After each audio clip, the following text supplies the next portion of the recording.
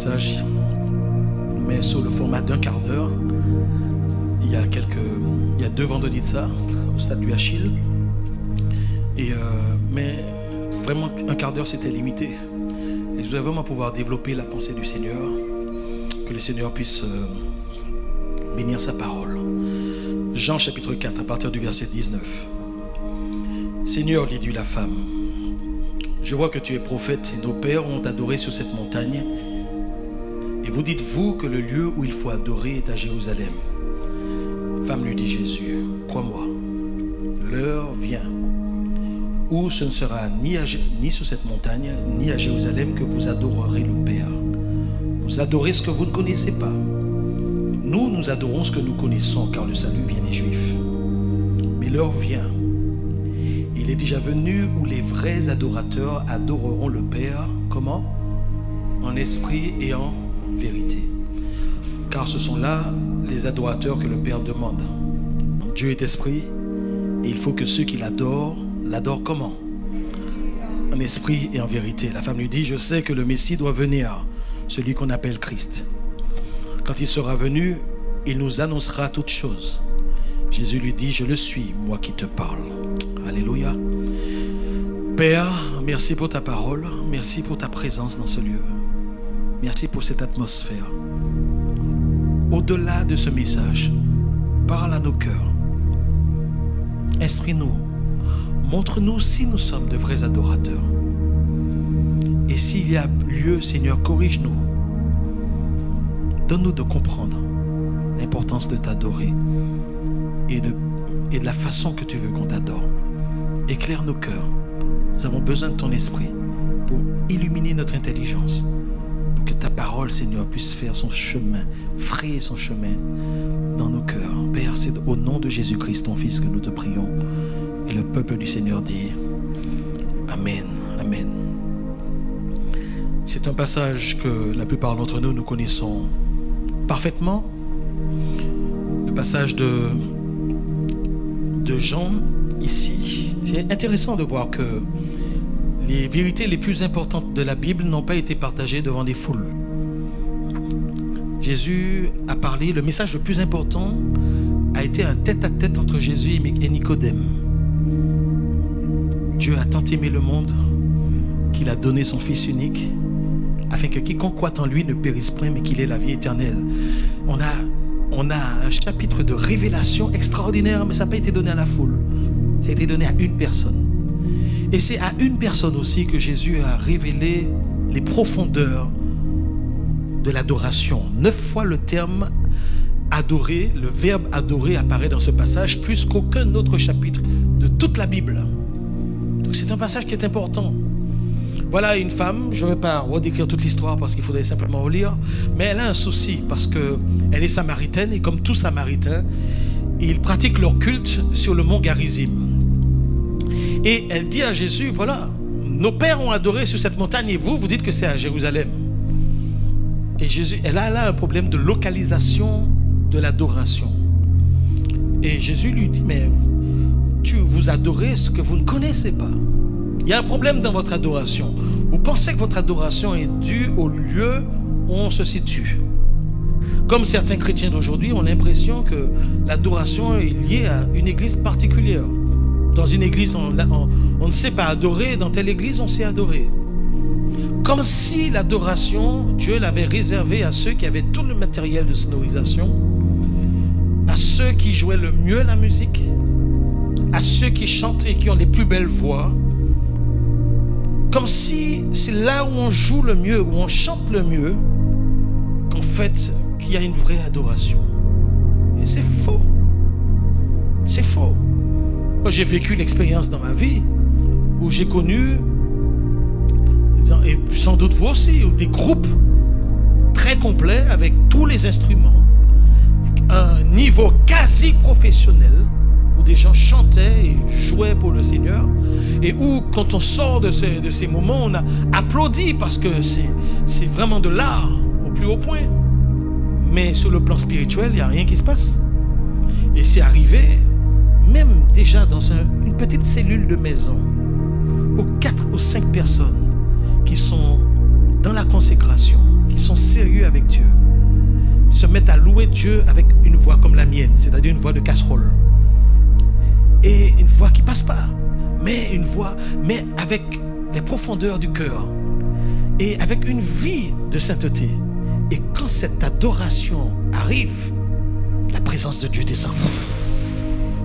Des fois même dans des églises, vous avez des petits groupes vraiment minuscules avec un minimum et avec un chanteur qui n'a pas la voix pour prier, mais une personne qui vit avec Dieu.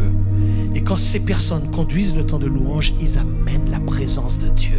Certains amènent des acclamations, mais d'autres amènent la présence de Dieu. Et ça, c'est deux choses différentes. C'est deux choses différentes. Les belles musiques, les belles voix. Alors, l'idéal, c'est d'avoir les deux qui arrivent à se joindre. Mais ce n'est pas si simple que ça. D'accord? Mais l'idéal, c'est à la fois d'être bon techniquement, mais surtout d'avoir la vie de consécration qui plaît à Dieu. Parce qu'en réalité, ni vous, ni moi, n'avons la prérogative de dire s'il y a une belle louange, une belle adoration. Seul Dieu sait ce qu'il reçoit. Amen ou pas amen? Donc il faut qu'on fasse attention à ne pas consommer de la louange. Pas venir pour consommer de la louange. Non, je ne viens pas pour prendre de la louange. Je ne viens pas passer un bon moment. Je viens offrir quelque chose à Dieu. Ça signifie que même là où musicalement, où les voix ne sont pas comme il faut, mais je peux m'offrir à Dieu. Et je peux offrir une adoration à Dieu. Ça ne dépend pas de ce qui se passe sur l'estrade. Et c'est très important. Ça, c'est la première chose que je voulais dire. La seconde chose que je voulais dire, c'est que le terme adorer lui-même, c'est un mot, si on regarde son origine latine, c'est le sens, c'est la prière. Mais la véritable origine qu'il faut regarder, c'est celle qui est biblique. C'est-à-dire dans la langue hébraïque et dans la langue grecque. Et dans ce cadre-là, le terme adorer signifie se prosterner.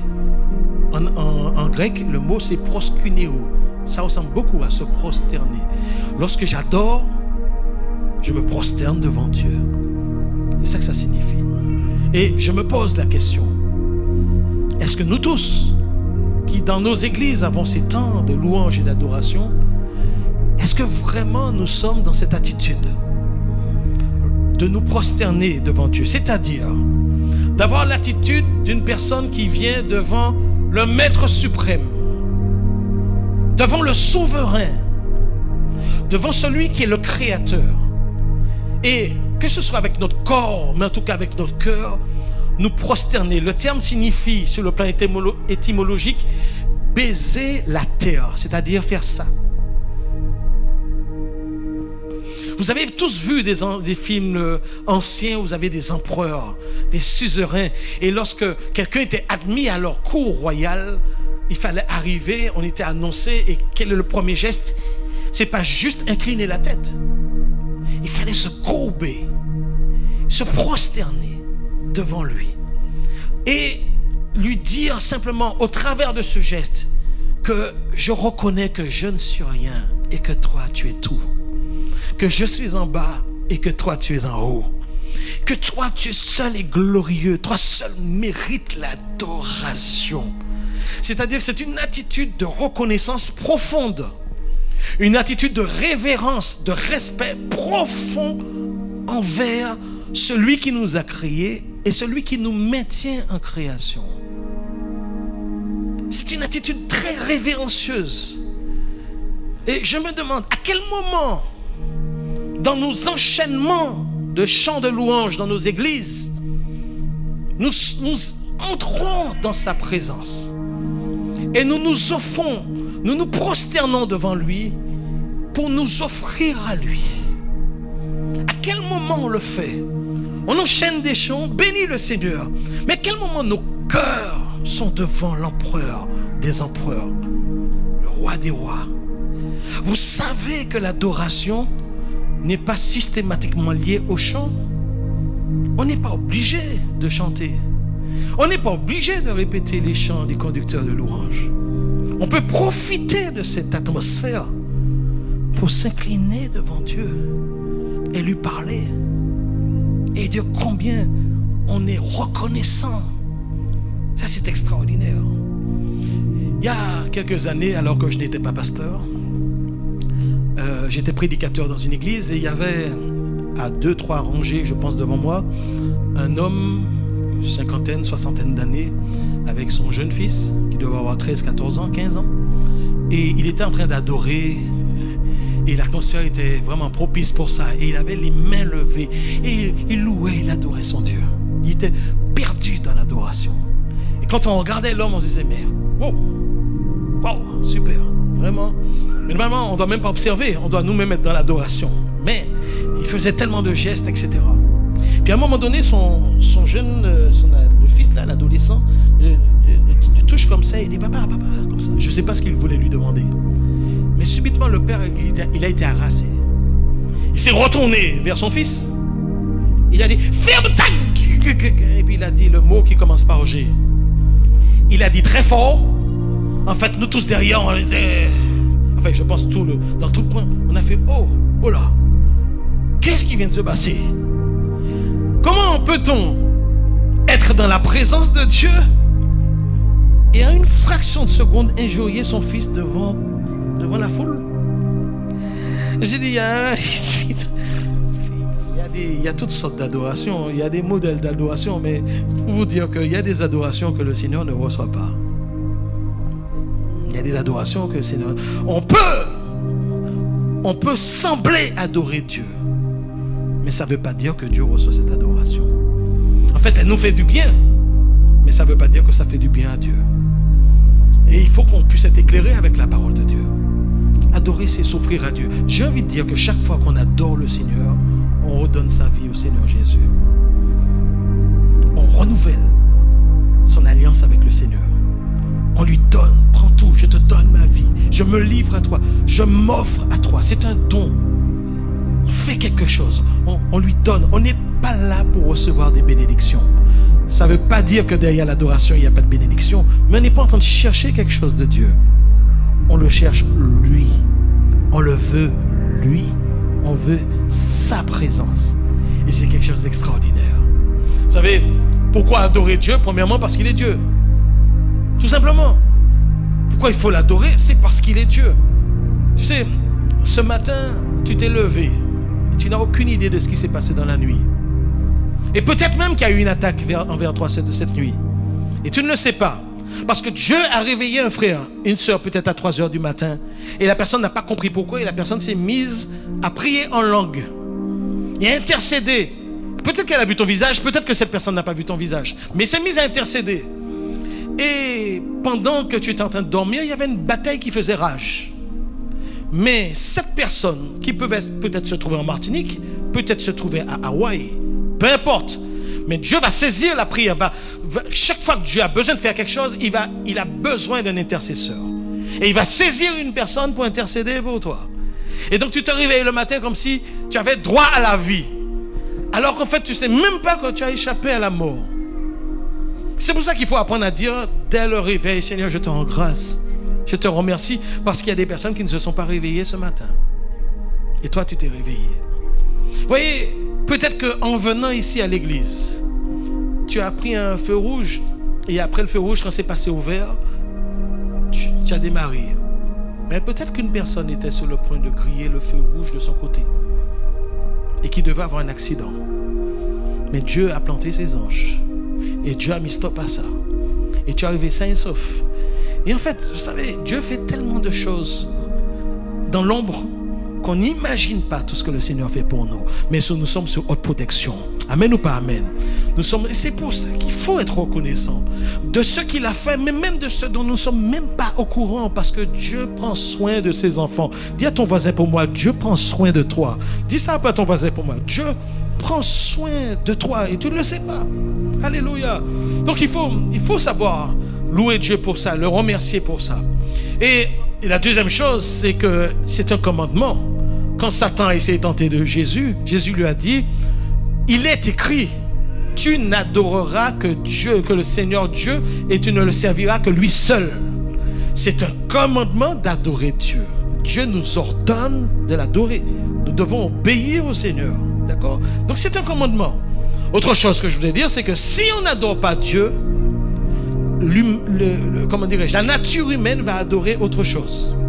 La Bible dit que les perfections invisibles de Dieu, dans Romains chapitre 1er, sa puissance éternelle et sa divinité se voient comme à l'œil nu lorsqu'on les voit dans ses ouvrages. Ils sont donc inexcusables, les hommes, parce qu'ayant connu Dieu, ils n'ont point rendu grâce et ils ont choisi d'adorer la créature au lieu du Créateur. Ça signifie que lorsqu'on refuse d'adorer Dieu, de toute façon, notre cœur va être porté à adorer autre chose. Pour certains, c'est des stars, ce sont des stars du showbiz, des chanteurs, des danseurs. Je pose la question comme ça aux ados qui sont parmi nous. Mais il y a certains chanteurs, si jamais ils arrivaient dans votre quartier, je suis sûr que vous serez en train de trembler. Il y a un gars qui s'appelle K et puis l'autre, vous connaissez la suite, je ne vais pas prononcer son nom, je ne vais pas lui faire de publicité. Mais il suffit que ce gars-là se promène et les gens sont... Voilà, pourquoi? Parce que, tu sais pourquoi on est comme ça? C'est parce que Dieu n'est pas le premier dans notre cœur. Pour d'autres, ça peut être un joueur de football, un joueur de basket, une équipe, un sport. Wow! Il ne faut pas que ce dimanche matin, l'OM puisse rencontrer PSG. C'est pas possible. C'est pas possible. Seigneur, c'est pas possible. Je ne peux pas être à l'église alors qu'il y a... Non, c'est pas possible. Vous voyez, quand on est comme ça, ça veut dire qu'il y a des choses qui sont plus importantes que Dieu. Ça signifie que Dieu n'est pas à sa place. Dieu est une sorte d'idole. On l'a réduit à l'état d'idolâtrie parce qu'il passe en second plan, troisième plan, quatrième plan. Pour certains, c'est l'argent. Et ça peut être au travers du travail. On va bosser parce qu'on veut plus d'argent. On veut du prestige aussi. On veut du pouvoir. Mais on cherche l'argent. Et l'argent est plus important que Dieu. En fait, on passe toute son énergie, de toute sa vie, et on donne toute l'énergie de sa jeunesse et de sa maturité au monde. Et puis c'est lorsqu'on deviendra vieux, alors qu'on n'a plus de force, qu'on va donner les miettes à Dieu. C'est très grave. C'est très grave. Parce que d'autres choses passent avant le Seigneur. Et on attend d'être vieux. C'est qu'il y a d'autres choses qui sont plus importantes que Dieu dans nos vies. Ça ne veut pas dire qu'il ne faut pas avoir une vie équilibrée. Mais ça veut dire que Dieu doit occuper quand même la première place. Donc, il y a des choses qui prennent de la place dans nos vies et qui font que Dieu est relayé à la deuxième, à la troisième et à la quatrième place. On doit se poser des questions, les amis. Parce qu'en réalité, un véritable adorateur n'est pas un chanteur. C'est plus qu'un chanteur. L'adoration que Dieu demande, c'est une vie. Dans l'Épître aux Romains, chapitre 12, si je ne me trompe pas, la Bible nous demande d'offrir nos vies, nos membres comme un sacrifice de bonne odeur devant Dieu. Ce qui lui sera pour lui un culte raisonnable. Et le mot culte, c'est le mot worship en anglais, c'est l'adoration en hébreu. C'est-à-dire que le fait d'offrir ses membres, ce n'est pas une histoire de chant. Ça signifie que chaque seconde de ma vie, je suis un adorateur. Quand je me lève le matin, je suis un adorateur. Quand je suis au travail, je suis un adorateur. Est-ce que ça signifie que je suis en train de chanter tout le temps? Non! Gloire à Dieu si on chante tout le temps. Mais ce n'est pas forcément ce que ça signifie. Ça signifie que je vis dans la présence de Dieu. Ça signifie que je fais attention à ce que je dis tous les jours. Je fais attention à ce que je fais tous les jours. Et quand je glisse, je fais tout pour me rattraper. Amen. Et donc un adorateur, c'est quelqu'un qui vit une vie comme Dieu le demande. Il a l'éthique biblique. C'est quelqu'un qui ne couillonne pas les autres. C'est une personne qui est respectueuse. C'est une personne qui produit le fruit de l'esprit partout où cette personne est. Il y a un caractère à avoir. Et ça, c'est de l'adoration. Lorsque mon voisin ou bien mon chef de service ou bien mon collègue m'énerve, j'ai deux possibilités. Ça peut être aussi un camarade à l'école qui m'a provoqué, qui veut se battre avec moi. J'ai deux possibilités. Soit je décide de répondre par la chair, je vais lui faire savoir que j'ai du caractère. Donc on se fait justice. Il y a un autre moyen, c'est de dire, Seigneur, si tu n'étais pas là, j'allais faire des choses. Mantequet dit ces 4 vérités. Seigneur, si tu n'étais pas là, mais Seigneur, garde ma bouche, garde ma langue, s'il te plaît, Seigneur. Garde mes poings, Seigneur. Garde mon cœur, Seigneur, pour que je ne pêche pas devant toi, Seigneur Dieu. Et par rapport à Dieu, on ne va pas agir comme on devait agir. Ça s'appelle de l'adoration. Ah là là là là là là là là. Ça s'appelle de l'adoration. Un homme a dit, j'ai écouté un philosophe qui parlait et qui disait qu'il a connu un prêtre. C'était en Suisse. Et je ne sais pas ce qu'il a dit, mais il mangeait à table avec ce prêtre. Et c'est pas parce que c'est un prêtre, hein, mais ça peut être n'importe qui. Et il disait que, en fait, il a dit quelque chose qui a mis l'homme en rogne. Et le type a commencé à... Bon, écoute-moi bien, parce que je vais te dire quelque chose, mais après je vais te demander pardon, hein? Mais je vais te dire quelque chose pour ce que tu viens de dire. Et le gars lui a balancé. Et il a dit, c'est dommage. Le gars est philosophe, il ne croit pas en Dieu. C'est dommage qu'une personne qui se dit marcher avec le Seigneur sorte de ses gonds comme ça. Vous voyez? C'est-à-dire qu'on n'a pas la maîtrise. C'est-à-dire qu'on n'a pas la crainte de Dieu en fait. Et on oublie sa présence. Lorsqu'on se lâche, c'est comme s'il n'était pas là. Et on veut une demi-heure dans le culte du dimanche vouloir lui dire, Seigneur, tu es mon Dieu. D'accord? Mais il disait, mais c'est là que j'attendais. C'est là que j'attendais ton adoration. Que tu puisses sanctifier mon nom devant cette personne. Que tu pouvais magnifier. C'est ça, c'est là que je t'attendais. Mais en fait, tu t'es lâché. Et tu as fait comme tu le voulais. Voyez, donc c'est ça. L'adorateur, c'est pas une personne qui chante. Bien sûr que le chant fait partie de l'adoration. Mais c'est plus que ça. C'est vivre une vie qui plaise à Dieu. C'est vivre une vie dans la conscience de la présence même de Dieu qui marche avec nous. Cette adoration, l'adoration de cet adorateur est reçue.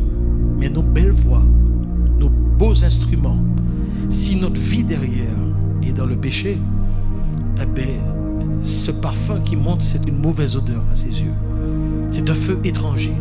Et il ne le reçoit pas. Peu importe ce qui se passe le dimanche, peu importe la présence qu'on peut ressentir le dimanche, oui, mais Dieu ne le reçoit pas. Alors maintenant, je voudrais entrer dans le fond du sujet. Comment l'adorer? Le Seigneur essaie de nous en parler. Il dit qu'il faut l'adorer en esprit et en vérité. Dans les églises de nature charismatique, pentecôtiste, on est très porté sur la partie spirituelle. De façon générale. Et il y en a beaucoup qui délaissent la partie vérité, parce que la vérité est liée à la parole. On peut adorer Dieu sans sa parole. Donc certaines communautés qui ne prêchent pas la sainte doctrine de la Bible et qui ont des temps d'adoration, c'est nul. C'est nul. Pourquoi? Parce que l'adoration déjà, elle doit se faire en esprit. Et ça peut aussi se traduire par l'esprit. C'est-à-dire que quelqu'un qui n'a pas le Saint-Esprit ne peut pas adorer Dieu. Si quelqu'un n'a pas le Saint-Esprit, son chant n'est pas une adoration. Dieu cherche pas des adorateurs, il cherche des vrais adorateurs. Or, une des traductions de ce terme, c'est adorer par l'Esprit. Donc, si on n'a pas l'Esprit, de la même façon que l'Esprit vient à notre faiblesse, parce que nous ne savons pas comment prier, dit Romains chapitre 8, l'Esprit est aussi là pour nous conduire dans la véritable adoration. Mais s'il n'est pas présent, ce n'est pas de l'adoration. Tu peux prendre mon chant évangélique, mais ça ne veut pas dire que tu es dedans. D'accord? Ça peut ressembler à de l'adoration, mais ce n'est pas de l'adoration. Tu peux mettre des sentiments, des émotions, oui, mais ce n'est pas de l'adoration. Parce qu'elle doit être d'abord conduite par le Saint-Esprit. Et donc, je répète, notre adoration peut se faire par l'Esprit, mais si ce n'est pas fait en vérité, c'est-à-dire selon la connaissance de Dieu, conforme à la parole de Dieu, comme cette femme cananéenne qui adorait son Dieu, sincèrement sans doute, comme tous les Samaritains. Sans doute, Samaritaine plutôt. Elle, oui, cananéenne aussi, parce que Canaan, c'est tout le pays. Mais cette Samaritaine adorait sans doute son Dieu, le Dieu sur le mont Garizim de tout son cœur. Mais sa théologie est fausse. Sa connaissance de Dieu est faussée parce qu'elle ne connaît que les 5 premiers livres de la Bible. Et ce sont des gens qui ont mélangé la religion juive avec la religion païenne. Et donc, même si on est sincère de tout son cœur, si ce qu'on croit est faux, ce n'est pas de l'adoration. Inversement, on peut adorer en vérité sans adorer en esprit. C'est-à-dire que je suis quelqu'un qui a étudié la Bible et je suis très carré sur la vérité de la parole. Mais lorsque je chante ces choses-là, le Saint-Esprit, je ne le fais pas avec le Saint-Esprit. Je le fais en vérité, mais sans le Saint-Esprit. J'ai mis la vie de l'esprit de côté parce que je suis quelqu'un d'intelligent, je suis quelqu'un de rigoureux et que je veux que des chants soient purement intellectuels et que je prêche qu'il ne faut pas adorer avec les sentiments, mais il faut simplement adorer avec la vérité de la parole. Quand on est comme ça, on passe à côté de l'esprit. Et si l'esprit n'intervient pas dans l'adoration et qu'on veut que la bonne doctrine, ce sera mort. Et c'est ce qui est arrivé à de nombreuses églises traditionnelles, où on a des chants qui sont bien structurés, les paroles sont merveilleuses, mais il n'y a plus la vie de l'esprit dans cette adoration. Et donc là, il y a un problème. Donc, aller vers l'esprit sans la parole, aller vers la parole, c'est-à-dire la vérité, sans l'esprit, les deux, ce sont deux écueils qu'il faut éviter. Il faut que les deux aillent ensemble. Écoutez-moi bien, les amis. Jésus dit, il faut que les vrais adorateurs, ce sont ceux qui adorent en esprit et en vérité. Il n'a pas dit d'adorer avec son cœur. Il n'a pas dit d'adorer avec son âme. Il a dit d'adorer par l'esprit. Je ne peux pas. Jésus a dit, vous adorez ce que vous ne connaissez pas. Vous ne connaissez pas. La seule façon d'adorer Dieu en esprit et en vérité, c'est qu'il faut le connaître. Vous ne pouvez pas adorer Dieu si vous ne le connaissez pas. Nous ne pouvons pas adorer Dieu si nous ne le connaissons pas. Et ça, c'est la clé de toute chose. Parce que qu'est-ce que ça signifie connaître Dieu? Le mot connaître dans la Bible n'est pas seulement une histoire d'intellect. J'ai étudié tous les versets sur Dieu et je connais toute la doctrine sur Dieu. Non, c'est plus que ça. La Bible dit qu'Adam connut Ève. Vous pouvez acheter tous les livres sur des chevaux et savoir tout du cheval. Vous êtes un spécialiste des chevaux sans avoir acheté un cheval, sans avoir monté un cheval, sans avoir élevé un cheval, sans avoir touché un cheval. Donc, on est nombreux à connaître des choses sur Dieu sans connaître Dieu lui-même. Est-ce que tout le monde fait la différence? Et c'est possible. Et c'est ce qui se passe dans nos Bibles. Un vieux théologien a dit, du siècle, ça fait déjà pas mal de temps, il a dit, mais dans les églises, on passe notre temps à chanter des chants dont les paroles ne correspondent pas à la réalité de nos cœurs. On dit, Dieu, tu es glorieux, tu es majestueux, ma confiance est en toi. Mais dès qu'on sort de l'église, dès qu'on sort de la salle, on commence à pleurer sur ses problèmes. On est capable de confesser que Dieu est celui qui me guérit et on le chante. Mais on n'y croit pas. Parce qu'on est malade. Et on se plaint. Je veux vous dire, les amis, que ça c'est un souci. Parce qu'il y a souvent un décalage entre les paroles que nous prononçons dans nos chants et puis ce que nous vivons intérieurement, ce que nous croyons intérieurement. Et donc il y a une sorte de dichotomie qui se met en place dans l'esprit des chrétiens. Parce que les paroles sont le plus souvent correctes, mais ça ne correspond pas à la réalité de nos vies. Autre chose encore. Adorer Dieu en esprit. Comment connaître Dieu alors que Dieu ne se voit pas? Dieu est dans les lieux célestes. En même temps, il est en nous pour ceux qui ont reçu Jésus. Comment connaître une personne qui est purement invisible? Qui est invisible, qui est immatériel, qui est purement spirituel.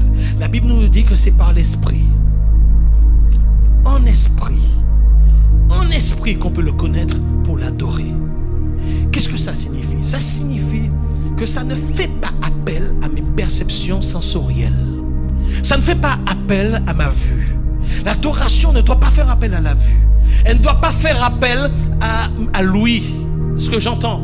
L'adoration, la véritable adoration ne dépend pas de ce que je ressens. Elle ne dépend pas de ce que je peux toucher, que je puisse toucher Dieu ou pas. Même si la Bible dit goûtez que le Seigneur est bon.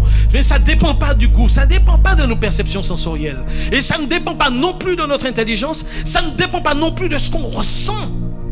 Parce que l'esprit, c'est au-delà de ça.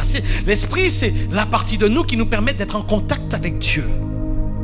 Et pour ceux dont l'adoration est basée sur ce qu'ils ressentent, ils peuvent avoir un souci parce que ce que Satan fait, c'est que Satan travaille dans nos vies pour nous attaquer. Il ne peut pas nous attaquer des fois personnellement parce que le Saint-Esprit est en nous, mais il va attaquer nos situations, il va attaquer nos circonstances, afin que lorsqu'on arrive devant Dieu, on n'ait plus envie de l'adorer.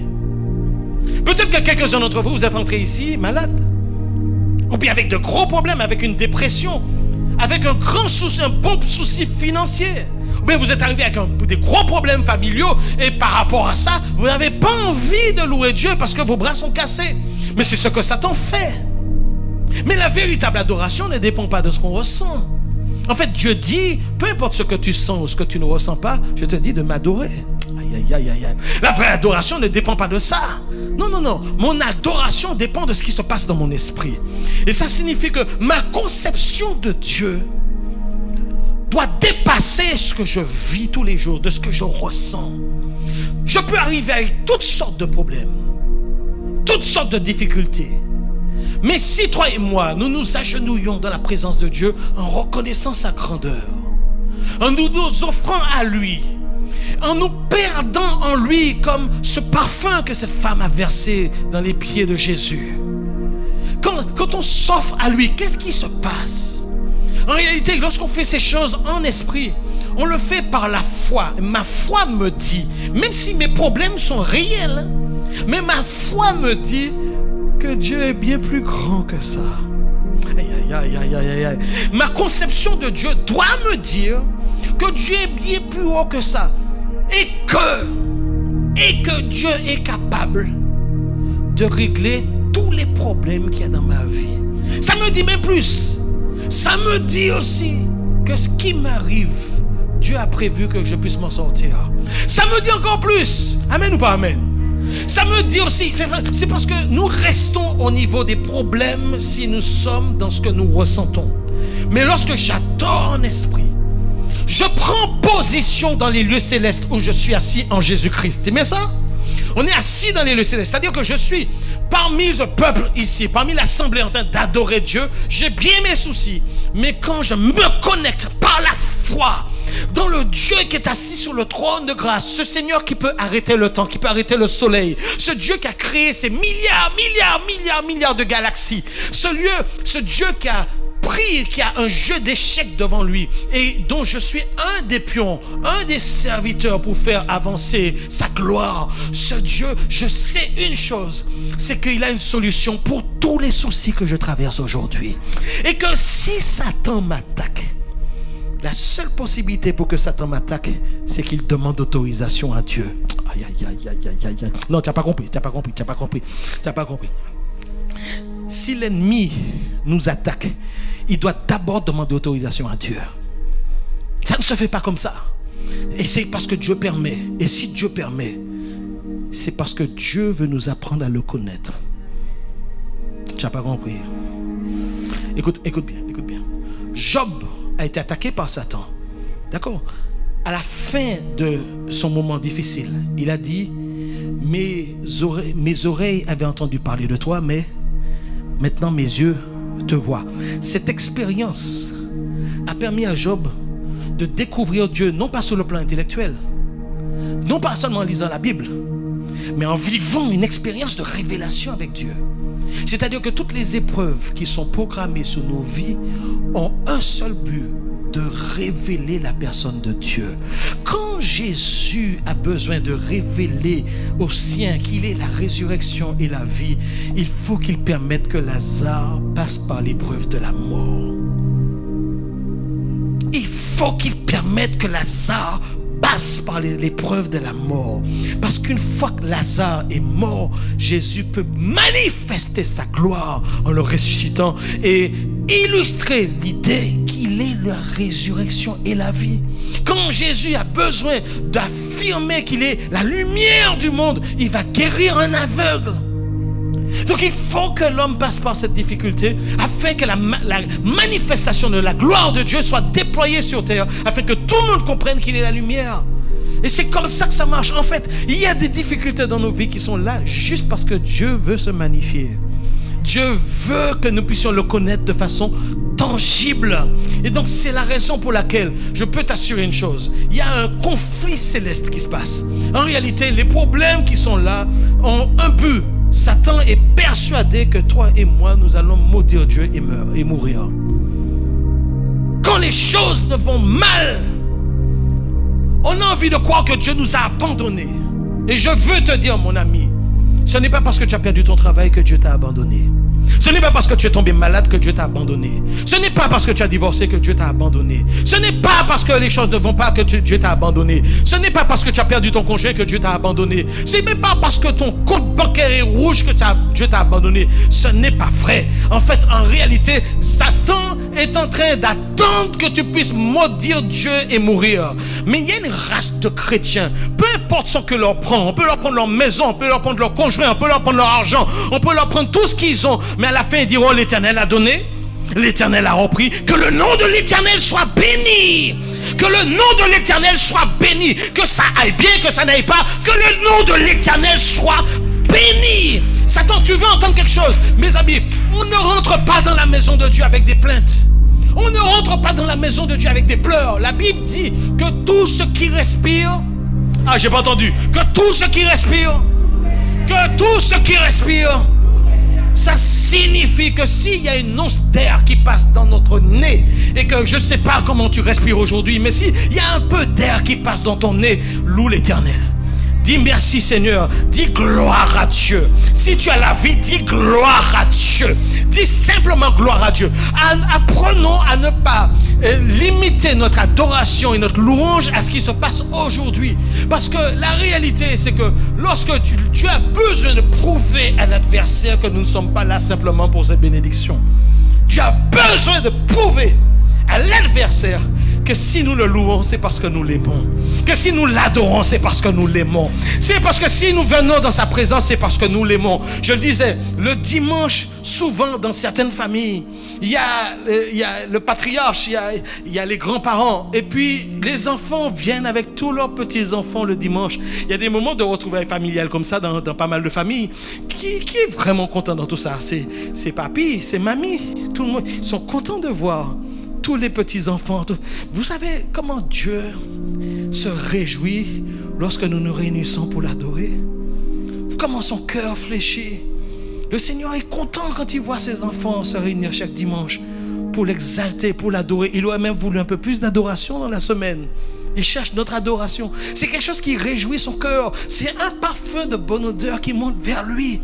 C'est un moment merveilleux. Un jour, on disait tout à l'heure, un jour dans ses parvis vaut mieux que 1000 ailleurs. Et Satan sait une chose, c'est que s'il peut éteindre la louange, il peut éteindre la présence de Dieu dans nos vies.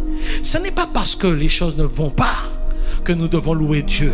Ce n'est pas lorsque nous avons gagné au loto qu'il faut louer Dieu. Ce n'est pas parce qu'on a gagné à la loterie, ou bien qu'on a gagné une voiture, ou bien qu'on a eu le prêt de notre maison. Quand tu as une bonne nouvelle en général, ce n'est pas parce qu'on a ça qu'on loue Dieu. Non, non, on loue Dieu quand les choses sont bien ou quand les choses ne sont pas bien. Dans tout cas, que tout ce qui respire loue le Seigneur. Et il y a une chose que je sais. C'est que lorsque le peuple entier se réunit de tout son cœur pour adorer le Seigneur, la Bible dit: je m'écris loué soit l'Éternel. Et ensuite, on peut leur dire: je m'écris loué soit l'Éternel et je suis délivré de tous mes ennemis. On peut leur dire: je m'écris loué soit l'Éternel et je suis délivré. En réalité, ce n'est pas lorsque ça va bien qu'il faut louer, c'est aussi lorsque ça va pas bien. C'est aussi lorsque ça va mal qu'il faut louer. Parce que lorsqu'on loue et qu'on adore Dieu, on amène sa présence sur la terre. On amène sa puissance sur la terre. On amène ce qui est dans son trône de gloire par terre. Alléluia. Et quand ces choses arrivent, quand la présence s'intensifie autour de notre vie, rien de ce qui est à Satan ne peut résister à la puissance de Dieu. Rien de ce qui est des attaques de l'ennemi ne peut résister à la gloire de Dieu. Donc nous amenons la présence du Seigneur là où nous sommes. Donc Dieu ne va pas empêcher que toi et moi nous allions dans le feu. Il veut simplement que nous soyons, il veut simplement être avec nous au milieu du feu et te dire: tu vois, même au milieu de l'épreuve, je veux que tu sois dans la paix. Il nous donne la paix qui surpasse toute intelligence. En fait, il réduit la pression que l'ennemi exerce sur nos perceptions sensorielles. Il réduit ça afin qu'au milieu du feu, nous puissions nous réjouir et prendre une petite tasse de thé. Au milieu des difficultés, nous pouvons trouver une paix parce que Dieu est là et parce qu'il nous entoure à ce moment-là. Il y a une adoration qui amène la présence de Dieu. Il y a une adoration, il y a une intensification de la louange qui brise le joug de l'adversaire. C'est pour ça que nous devons apprendre à louer Dieu et adorer Dieu jusqu'à ce que ça prenne feu dans le camp de l'adversaire. Aïe, aïe, aïe, aïe, aïe. Jusque ça prenne feu dans le camp de l'adversaire. C'est dans ça que le Seigneur veut nous amener. L'adoration, c'est une arme extraordinaire. Pendant que nous descendons, pendant que nous humilions nos cœurs, pendant que nous nous répandons devant Dieu, que nous nous offrons à lui avec notre cœur, pendant que nous faisons ces choses, Dieu reçoit notre adoration et Dieu nous amène lui-même un peu plus haut dans les lieux célestes. Il nous positionne. J'ai envie de dire en réalité que nous sommes plus nous-mêmes que lorsque nous adorons Dieu. La chair, c'est reprendre le contrôle sur nos vies. Mais lorsque nous adorons Dieu, lorsque nous abandonnons dans la louange, l'être intérieur, ce que nous sommes en réalité en esprit, a tendance à ressortir. C'est pour ça que nous nous sentons bien. Parce que notre vrai moi, l'esprit vivifié, est en train de sortir, de se magnifier. Et nous sommes vraiment nous-mêmes dans la gloire de Dieu. La Bible dit dans Ésaïe que quand les anges, les séraphins étaient en train d'adorer Dieu, ils étaient en train de crier Saint, Saint est le Seigneur. Toute la terre est remplie de sa gloire. Toute la terre est remplie de sa gloire. Mes sens ne voient pas sa gloire. Mais ma vue physique ne voit pas sa gloire. Vous savez, mon toucher ne voit pas sa gloire. Ce que j'entends, c'est pas sa gloire. Mais il faut que j'apprenne à fermer ce qui fait partie de mes sens pour me plonger en esprit et de pouvoir être pénétré de la gloire de Dieu. Parce que partout où nous sommes, il y a la gloire de Dieu. Il n'y a aucun endroit sur la terre où il n'y a pas la gloire de Dieu. C'est simplement que nous devons apprendre à marcher dans cette gloire.